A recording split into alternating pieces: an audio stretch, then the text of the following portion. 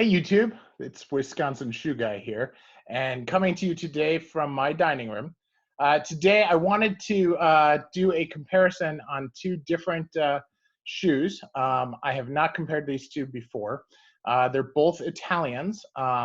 This is a Antonio Meccariello, which is actually made for Y by Yosol. Okay? And this is called the Saint Martin, but it looks very similar to a Libertor, just doesn't have the medallion. And this is a Paolo Scafora, which is the Neapolis, which was like this one was made for Y for Yosol, this was made for Skokti Bullige.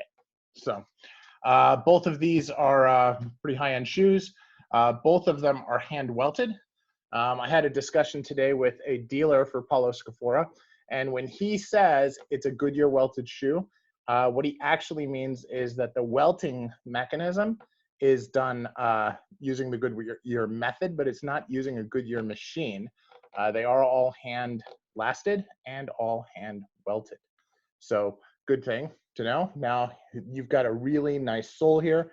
You've got the sole engraving, which Paolo Scafora is known for. But you also have a really nice waist and a fiddleback waist, as well as a very narrow waist on the shoe. So you can see the waists are both very good. But if we look carefully, we can see that the Meccariello, I'm going to get this right one day, is actually quite a bit thinner.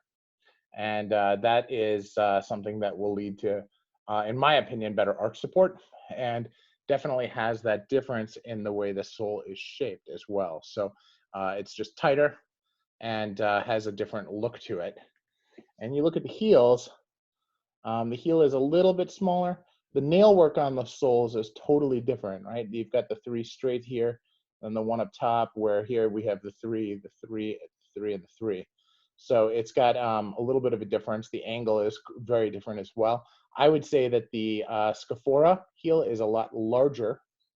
Now, not larger compared to like an Allen Edmonds or something where it's much larger, but it is a significant size difference there as well. So very interesting shoes. Now the uppers are completely different, right? The Scafora, this is a suede, and it's got a really nice contrast stitch. But if I was to talk about the linings, which are going to be very similar, the lining feel on the Scafora is very, very soft. And you can see they did some really nice handwriting in here as well for Skokti Bullige. But this is also typical of Scafora. They do this in their shoes. Now the lining feels really good. It has a suede heel cup, which actually helps quite a lot because this heel is a little bit wide for my foot, but I don't get any heel slippage at all because of the way that is cut. Now on the